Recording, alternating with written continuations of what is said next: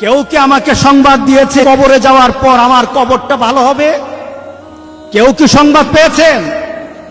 এমন কেউ তো সংবাদ পাই নাই। তাহলে কিসের আশায় বসে আছি? কিসের আশায় সময় নষ্ট করছি? কিসের আশায় আমরা নিজেদেরকে আল্লাহ থেকে, রাসূল থেকে দূরে সরিয়ে নিচ্ছি? আমরা যদি আমাদেরকে প্রশ্ন করি, সময় চলে যাচ্ছে, সময় চলে যাচ্ছে,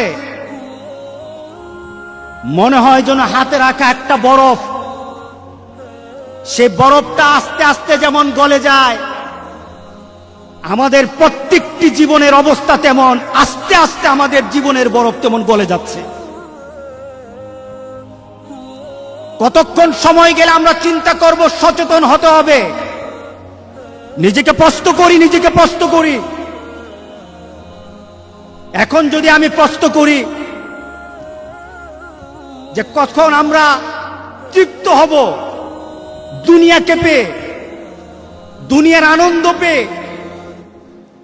ঈদের সময় চলে আসে, ইবাদতের সময় চলে আসে, আর আমাদের গুনার ব্যবস্থা শয়তান সুচারুভাবে আমাদের জন্য ব্যবস্থা করে দেয়।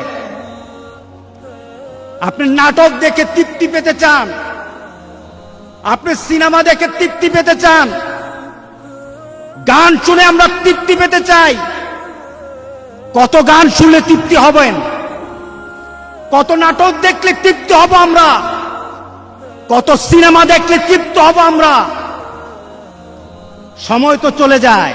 আল্লাহু আল্লাহু আল্লাহ।